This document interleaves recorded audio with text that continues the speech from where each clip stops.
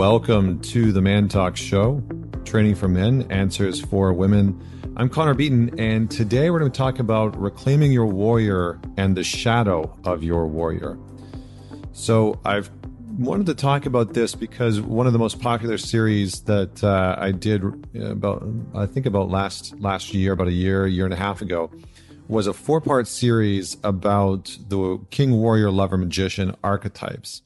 And I've recently been talking a lot about ending the war on yourself, that a lot of us are sabotaging in our life, that we are sabotaging because the warrior within us is out of control, right? Part of us is constantly going to war with ourselves. And we can see this when our inner critic is out of control, when we feel like we are attacking ourselves verbally, mentally, emotionally, sometimes, in physical ways where we drink too much or we, do too many drugs, or we are excessive in our porn consumption or sexual predilections. And so in this way, when we feel like we are out of control and we are doing harm to ourselves or attacking ourselves in some way, it is the warrior within us that is unruly, that is untamed and untrained.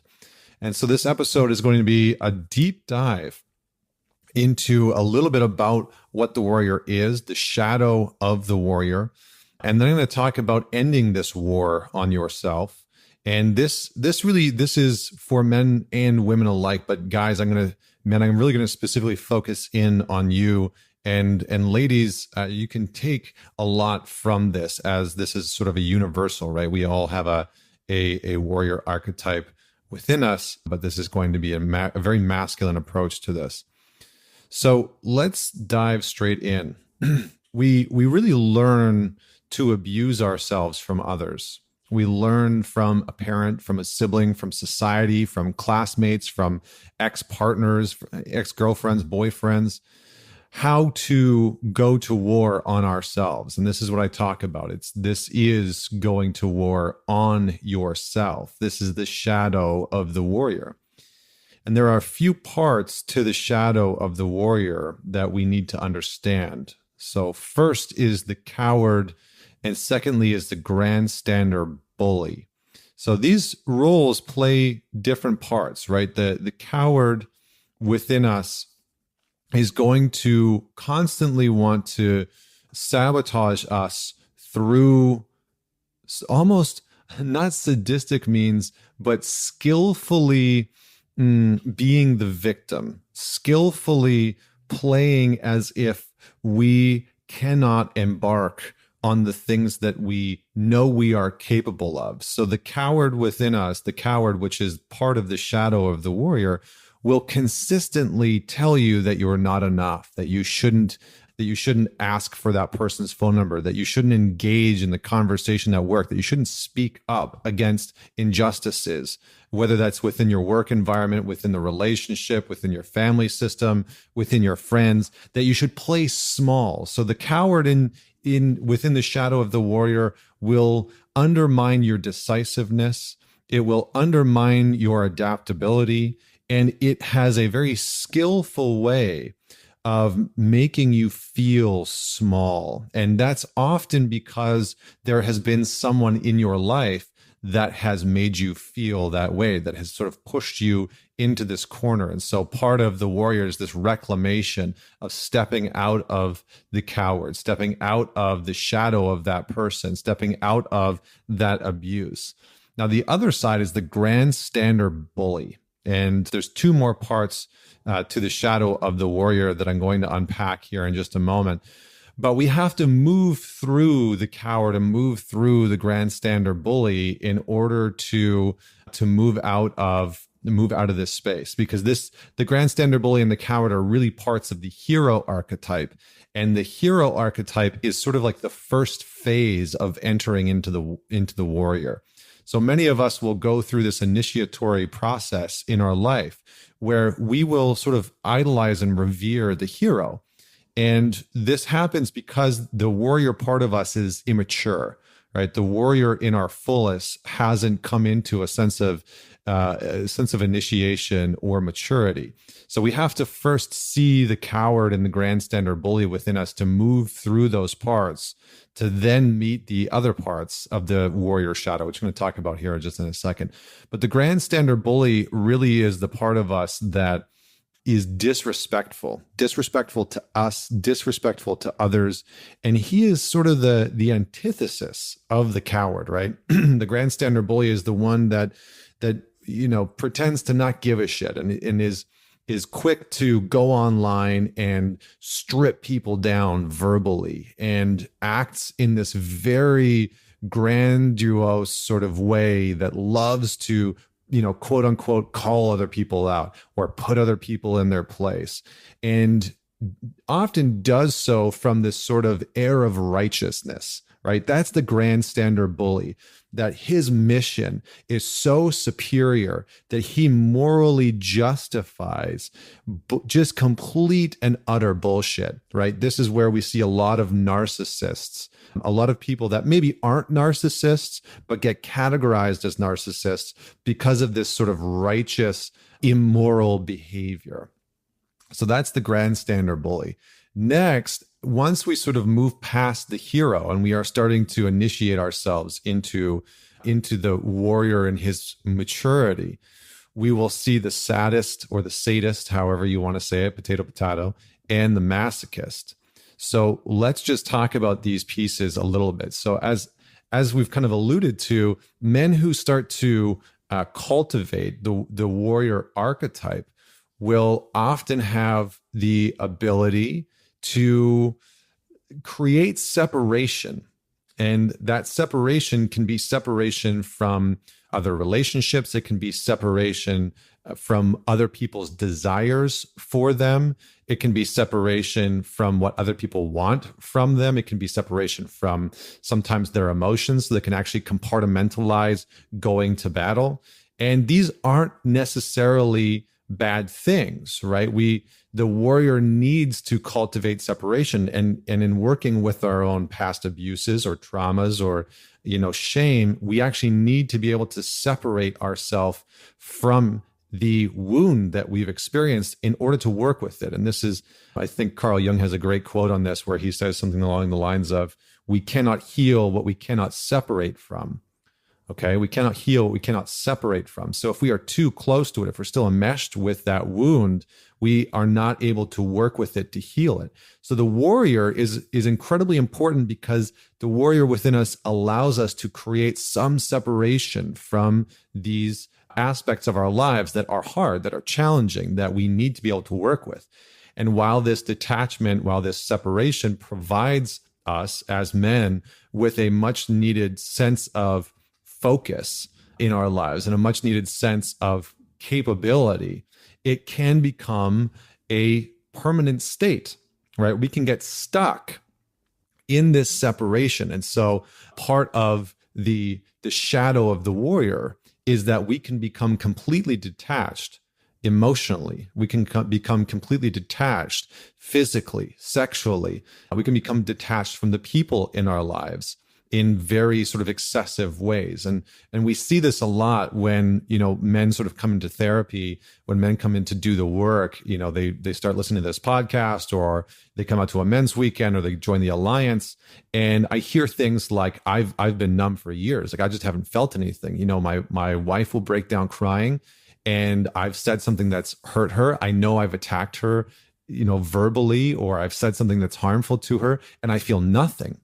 And I feel nothing ever about it. I just am not tuned into it. And so that is an unhealthy shadow, right? That's the sadist, that we feel nothing. We literally cut ourselves off from feeling anything in general. And it almost turns into something that we enjoy, right? So a true sadist is a person, and this is the definition, who derives pleasure, especially sexual gratification, from inflicting pain or humiliation onto others. So the unhealthy warrior will start to move into this place where he almost enjoys watching other people's pain. And so we have a big culture of this online, right? many people watch constantly other people being harmed in really sometimes violent ways, right? It's like violence porn, right, has become a thing. And this is the shadow of the warrior manifesting itself through online. And other examples of this is almost like soldiers, for example, who have gone out been deployed, can find it very difficult to adjust when they come back home to their family lives and to their society and to their friends, because those relationships are very emotionally driven, right? There's an emotional connection that the soldier has had to disconnect from in order to survive, in order to be successful in his mission. And so these types of individuals, and this is how I'm going to tie it into relationships. So the shadow of the warrior, when in the sadist mode, is really disgusted by weaknesses, right? Really disgusted when he views other people, especially people that are close to him, to be having any form of a weakness. So if a partner says, hey, I'm disappointed by something, or I'm really sad about something that you did, or I'm hurt by something that you said, the sadist within the shadow of the warrior can feel a sense of disgust and repulsion against it and will want to push that person away even further, and lacks the empathy, lacks the connection to compassion to be able to bridge the gap. And so we also see this show up, and how I also see this show up in a lot of men who have the sadist version of the warrior archetype in the shadow of the warrior, is workaholics. So men that start to really get lost in the warrior archetype, because again, the warrior is a very important part of our society, of our culture, and of our own personal psyche. This archetype is incredibly important, as I said before, for being able to stand up against the different parts of ourselves psychologically that are detrimental, right? So the warrior is required to stand up against your own sense of inner critic. The warrior is required to stand up against the victim within you. But how this shows up for many men within our culture and society traditionally is that they have sort of turned into these workaholics, and they lose themselves, right? They'll lose themselves in the mission, and it will become their only sole form of purpose. And they will sacrifice their health, their relationships, their family, their children. They'll sacrifice anything and everything for this one focused goal. And it can become very much like an addiction. So this is a part of the shadow archetype of the warrior. The other side is the masochist. And the masochist is quite a bit different from the sadist. So the masochist is sort of like the passive shadow within the warrior archetype. And its attributes are sort of similar to the cowardly part of the hero's shadow, right? It is the part that almost enjoys being powerless, almost like identifies and is consumed by being this sort of pushover in life, and will find ways. So if you find yourself being like, oh, this kind of sounds like me, the masochist in you will sort of find ways and enjoy being cut down, losing, right? Being humiliated, feeling like a failure.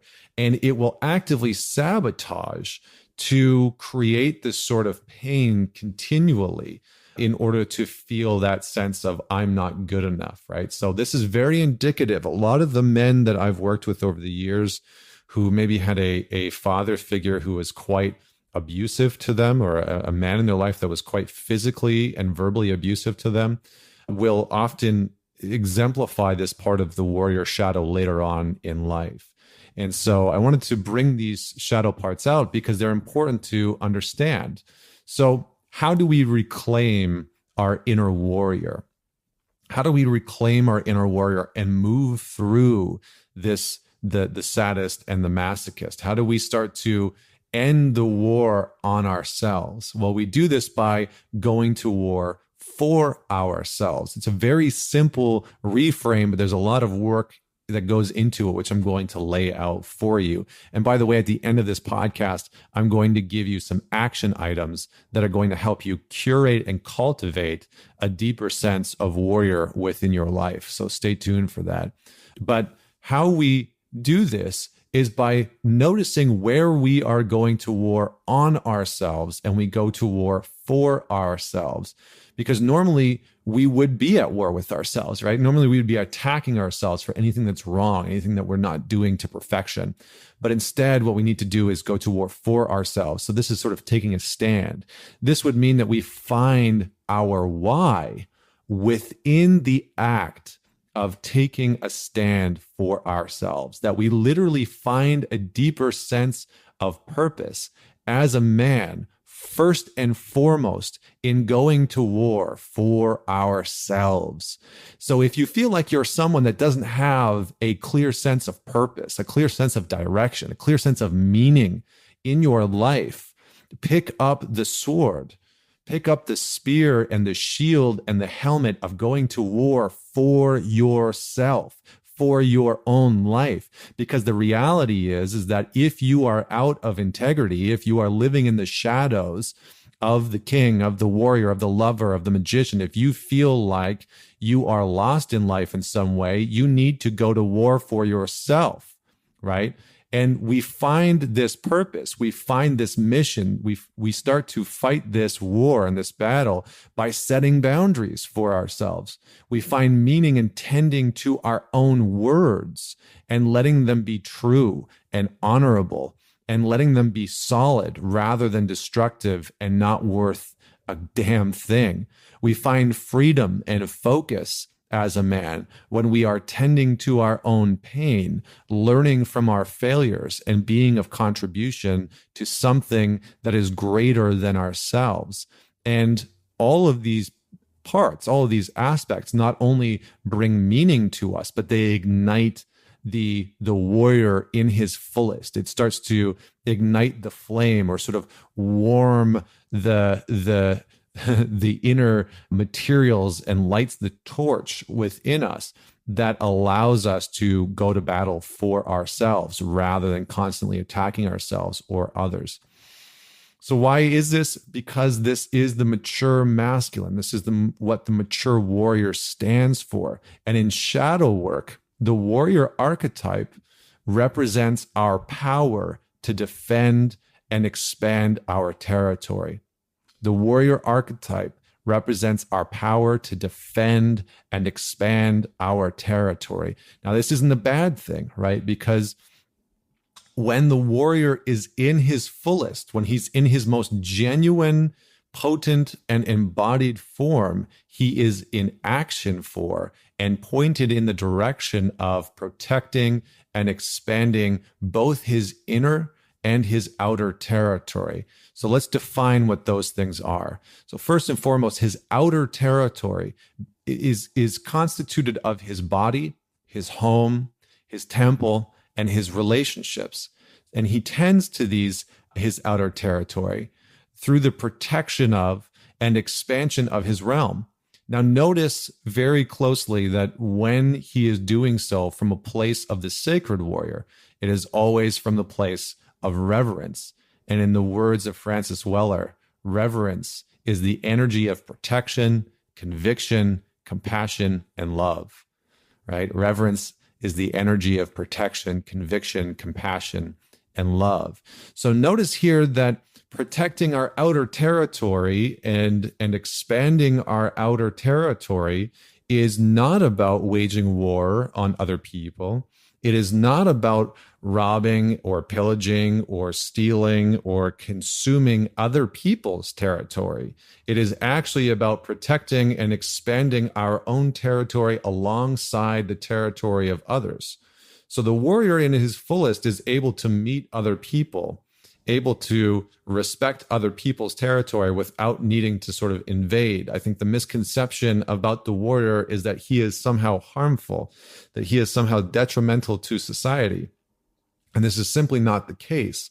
It is the shadow of the warrior that has been let loose and run rampant. And so we need more mature men, more mature warriors walking the ground who are able to take moral stands against the shadow warrior that is very clearly prominent within our culture and society and within ourselves, most importantly. So let's describe the inner territory, because the warrior in his fullest must also, in shadow work, tend to his inner territory. And this is the realm of his psychic identity. This is a man's sense of self or ego. And this is also the realm of the divine, the realm of the spirit, where awe and wonder reside, where reverence for one's own innocence and the innocence of others and the innocence of the world takes precedence. So the warrior's job within the inner realm is to set boundaries with the inner critic. It's to set boundaries with the victim so that they are not running rampant, right? Much like we are seeing in cancel culture. We sort of have this battle externally within our modern media and within our modern culture, where we are seeing the critic and the victim battling it out day to day. So the warrior is the one that needs to step out of the shadows and set boundaries with the critic and the victim within ourselves, right? Notice how a lot of us get caught up in the trap of seeing these archetypes out in the world and constantly trying to set boundaries with them when we feel out of control with our own, right? Notice how many times you launch into, and this is where the trap is, you launch into trying to set a boundary with somebody else's critic or somebody else's victim or calling them out for it, rather than tending to your own inner territory first and foremost. So again, the warrior's job, the warrior's mission, when it comes to tending to the inner realm, is to set boundaries with the critic, set boundaries with the victim, and the shadow, which is always trying to attempt to sabotage and collapse the inner kingdom, right? So just imagine your inner psyche or inner experience as a form of a kingdom where there's many different players, there's many different entities, all sort of vying for power. And the warrior, when it is in its fullest, is actually protecting us, protecting the self, as many in psychology and in the spiritual realm would call the transcended self, right? The truest version of us is actually protecting and maintaining order within the inner kingdom. So how do we access the warrior? How do we access our inner warrior and start to allow ourselves to embody this archetype within our inner and outer territory? Well, we access it through the gateway of anger. And anger, this may be sort of jarring for some people that may be new to my work, but anger is not the villain in our story, right? Largely, anger has been vilified in our culture. And we can see the results seeping deep into politics, into commerce, into science, and into academia, where everywhere that we look, anger is sort of unbridled, right? It's not clean anger. It is unhealthy. It's destructive, and is tearing down major institutions of our time because it is not clean, because it is shadow anger. It is aggressive. It is hostile. It is, and has been, anger has been largely in our culture manipulated, contorted, and weaponized by priests, politicians, porn stars, and the most popular celebrities for alternative agendas. And so the reclamation of your inner warrior, the reclamation and the stepping into and the embodying of your warrior at its fullest, at its peak, is the reclamation of your own anger. Because when our anger is not claimed by us, it is claimed and controlled by others, other people's narratives, other people's stories, other people's belief systems and values. And it is easily manipulated by other people because we are not in touch with it, because we are scared of it. And I would probably say that the thousands of men that I have worked with and women that I have worked with over the years, when they step into the ring with me, when they step into the arena with me, one of the things that they are the most scared of is facing their own anger. It terrifies them. often because of the narratives and the stories that have been told to them about anger, or because of the anger that they have seen and experienced at the hands of the people who should have been protecting them, right? We have a history, we have a human legacy of unhealthy anger doing damage in our culture and our societies.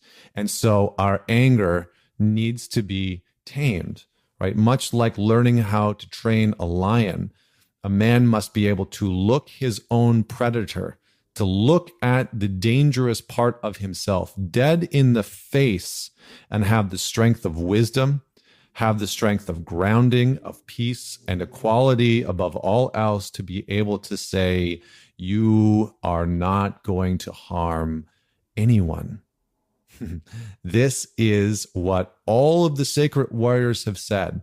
This is what all of the sacred embodied warriors have fought for, have stood for, and have aimed at and have pointed at.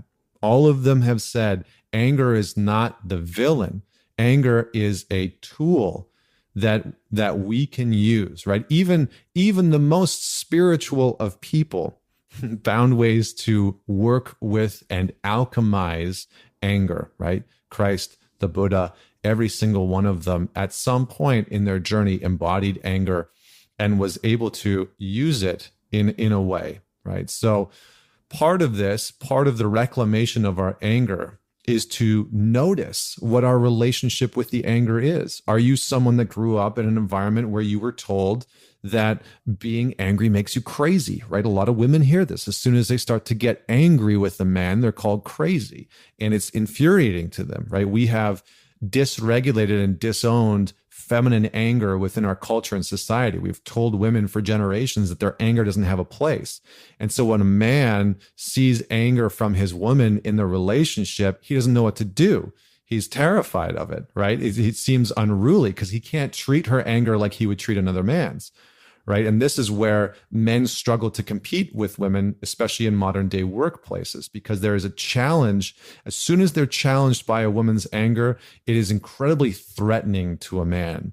And a man can very quickly collapse in the face of a woman's anger and devolve into a sort of very aggressive, very, very aggressive form of the warrior, right? And very quickly, like very, very quickly, you will notice, and men, I really want you to hear this part. Notice how quickly you move into the shadow of the warrior when your woman's anger comes up, or when a woman's anger in your life shows up. It doesn't have to be your partner. It can be your mom, your sister. It can be a woman that you work with. It can be a woman that's randomly in a Starbucks that you meet. Notice how quickly you move into the sadist within you, right? The part that justifies cutting itself off from any other emotional connection. There's no empathy. There's no compassion. We very quickly move into that space because we do not know how to receive a woman's anger, because we have largely tried to cut it out of our society. And now it is coming out in unhealthy ways, right? This is part of the cancel culture, is that the feminine energy, the feminine anger has come out, has risen out of the ashes and sort of said, enough, we're going to destroy some shit until you start to listen. And so for us as men, part of this is starting to reclaim our own anger, to not be so terrified of it, but also to not move into a place of aggression, right? There's a huge difference between anger and aggression. And the warrior is able to distinguish the two. The warrior is able to understand when and where, in very rare moments, that aggression is actually required, right? And usually that aggression is required in moments of defense, of defending his inner and outer territory. That's when the moments of aggression are acceptable and welcomed. And we can create some distinctions around that. But most of the time, what we're needing is clean anger. Clean anger moves through the heart of a man. Clean anger sets boundaries and is in the form of protection for himself, for the morals, for the values of all those around him. So in order to do this, we must meet the predator within us. We must meet the dangerous part that is within us. I've talked about this before, and it usually gets a really visceral response from some men. But I'll say it again. Every man has an incredibly dangerous part within him. Every man. I don't care who you are. I don't care the life that you've lived. I unequivocally and fundamentally believe that every single man, unless you are some sort of spiritual anomaly and guru, has a dangerous man within him. And to not know that dangerous part of you is to not know the predator that is active in sabotaging your own life, that is active in collapsing your own boundaries, and that is active in empowering the inner critic and the victim to going to war within your inner and outer territory. So this aspect of us is almost universal. It's a part of the collective unconscious and the collective psyche, as Carl Jung would have said. And this part of us, it is the part of us that is also dangerous to both us and the world, but also imperative for us to learn how to work with. So I'm going to wrap this episode up by giving you some very clear action items for reclaiming the warrior.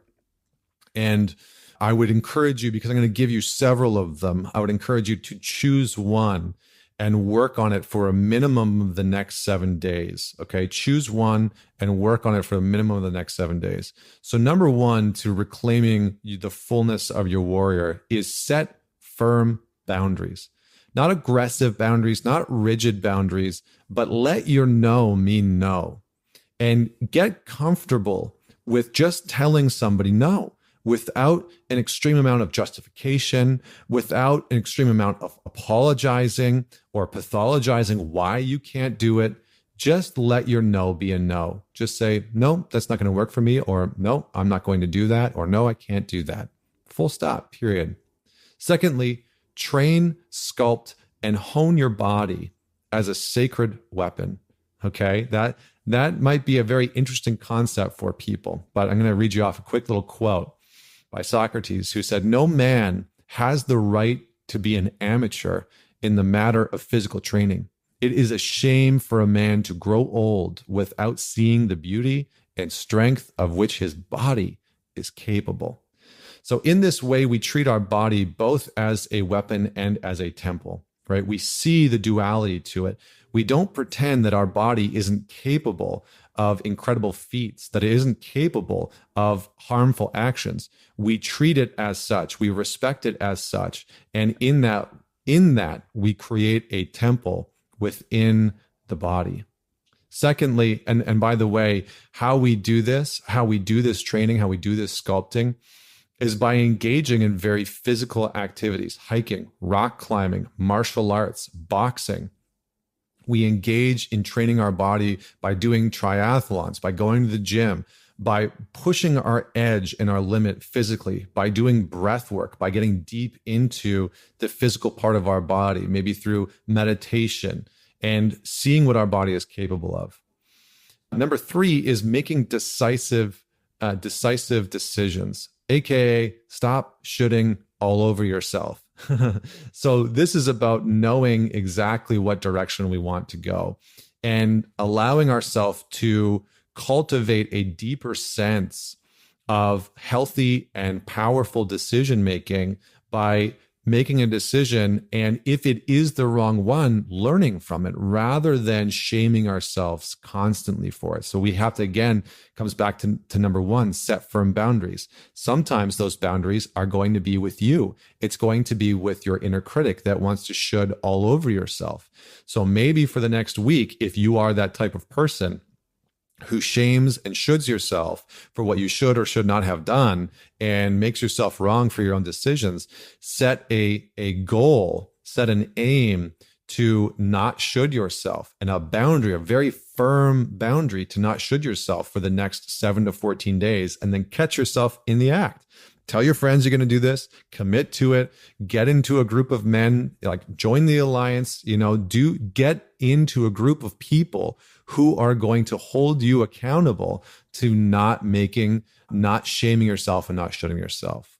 So make decisive decisions. Next is cultivate a discipline. Now, this one's very closely linked to training and sculpting, but the discipline here is about moving out of the shadow of discipline, because for most of us, discipline has been a punishment, right? You think about how your parents created discipline in your home. Maybe there was none, right? Or maybe there was a sort of a physical discipline that happened, right? So when you were bad, when you did something wrong, you were physically disciplined. And so you've learned over the years, your psyche and mind have learned over the years that when you do something wrong, you discipline yourself verbally, emotionally, mentally, right? So you may be continuing on the legacy of the physical, emotional, verbal abuse that you experienced in your childhood, or the neglect or the abandonment.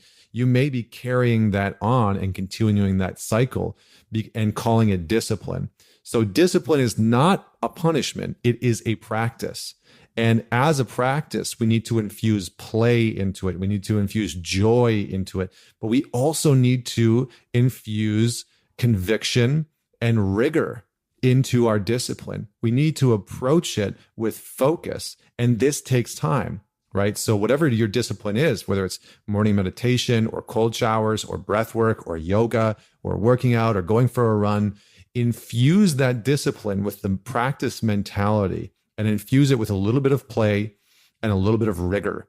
And that dichotomy, that duality will allow you to cultivate a discipline and heal your relationship with it. Because when we have an unhealthy relationship to discipline, we have an unhealthy warrior within us.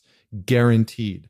If you have grown up in an environment where discipline equals punishment, you will surely have the shadow of the warrior. The sadist or the masochist will be very prominent in some part of your life, specifically around your habits and specifically around connecting and intimacy and communication in partnership.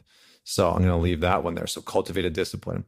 Next is know your non-negotiables. All right. Know your non-negotiables. This is great within relationships. This is great within your friendships, within your family, within your business environment. Really start to curate. What are my non-negotiables? What am I not willing to entertain or engage with at all? Maybe a non-negotiable, maybe you have a non-negotiable around alcohol. Maybe you have a non-negotiable around dating people that are addicts, right? Just start to curate what your non-negotiables are within your life, within your relationships, within your health, and within your inner kingdom, okay? What are your non-negotiables that are required for you in order to lead yourself properly? Because again, all of this is coming back to leading ourselves. Next is engage and activate the primal energy or material within you. So what I mean by that is that we all have this primal part of us, right? This primal aspect, just like in your brain, you have the lizard brain, right? And that lizard brain is connected to a very primal part of you, and that's connected to your nervous system. So when we go into fight, flight, or freeze, that's the primal part of us trying to keep us safe or trying to fight to keep us in survival mode. So what we want to do is we want to engage this part of us actively. We want to meet that primal part of us because for many of us and for many people that are disconnected to the warrior archetype, the primal part of them has been disowned and disavowed and seen as a villain. So they haven't actually started to work with it. But it is oftentimes the part that is causing them to feel completely out of control, right? I hear this all the time in relationships when a man continues to lose it, right? He loses his temper, right? Well, he doesn't lose his temper. He has disconnected from his own sense of consciousness, and the sort of predatory primal energy within him has come out. The sadist has come out a little bit, and he has justified his own actions of attacking somebody that he loves. So we need to work with and start to work with this primal energy and material within us. And we can do this through, again, cold water immersion. We can do it through martial arts, through boxing. We can do it through breath work. I use breath work and cold immersion because I meet that part of me. And I use boxing as well. I do a lot of boxing, but it helps me meet that part of me that is sort of ferocious, right? That has a really primal fire to it. And that part of me, when curated in a healthy way, can be incredibly powerful for creation, for business, for relationships, for leadership. So starting to curate that part and getting uncomfortable, but actively meeting that primal material or energy within us. I have two more. The next one is practice essentialism. So part of the warrior is about decluttering, decomplicating, de-rolling from these other parts of our life, but practicing what is essential for us. Now, this might mean that you get rid of some of the things in your apartment that no longer serve you.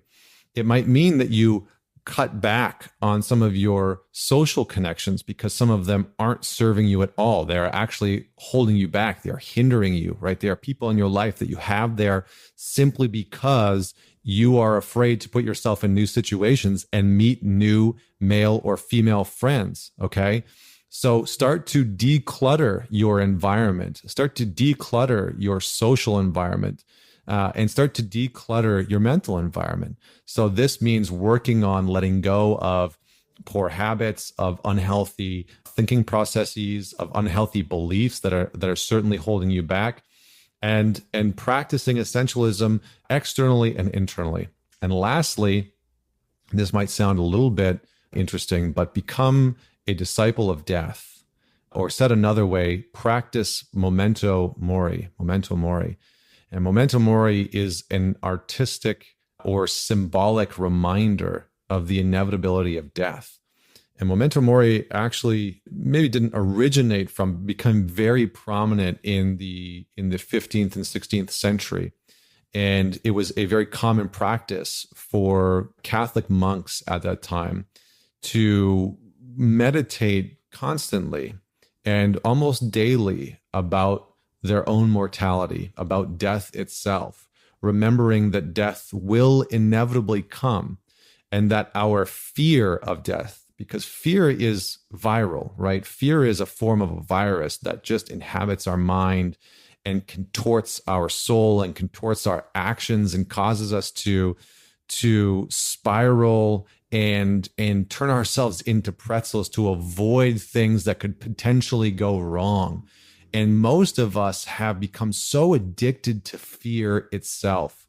Fear of failure, fear of getting it wrong with a partner, fear of not being good enough, that we stunt our own capacities. We stifle our own creativity and passion and purpose. And so in the practice of Mori, in the practice of remembering death and remembering that you will die inevitably, we can start to see how to live in a more free way. And for the warrior, this is essential. For the warrior, the facing of death is the charging of his battery. The facing of death is the charging of the warrior's battery. This is the thing that helps him come alive and feel alive. And this is why practices like breathwork, like cold immersion, like martial arts, bring us more into contact and in a way bring us closer to death, because we experience the finite aspects of our body, of our social connections, of our relationships, of our mind. And we are able to gaze in awe and a little bit of wonder into the unknown, into the abyss that is the darkness of death. And when we do that, we can free ourselves from some of the infinitesimally small bullshit that we deal with on a day-to-day basis. The reasons why you don't apply for the job or reach out to the girl, the fears and insecurities of not going out and spending time with those friends, or not reaching out to that person that you respect and want to interview, or not connecting with a friend online or in person and embarking on the journey of, taking a really nice long road trip along the West Coast, or doing things that scare you, like skydiving or bungee jumping or climbing mountains, or whatever the case may be. So in becoming a disciple of death, becoming a practitioner of Mori, of remembering that you will die, we start to look at our own life, and we start to look at our fear of death And when we see that, we see the grandiosity, the sort of bigness, the infinitesimal aspect of death, because it is so unknown. And our problems become smaller. Our fear shrinks in the face of death. Our fear of these small moments of fearing the conversation with our father or our mother, or fearing the conversation of asking for a raise with our boss, suddenly those things shrink and pale in comparison to the fear that we sometimes experience when witnessing and pondering our own fate of mortality. So this has been an episode all about reclaiming your warrior. And there's many parts in here. I would encourage you to maybe go back and listen and take some notes if there's certain pieces that stuck out, but to execute and action one of the action items for at least the next 7 days. If you found this podcast to be helpful, to be enlightening, then share it with one person, man it forward, and share it with one person.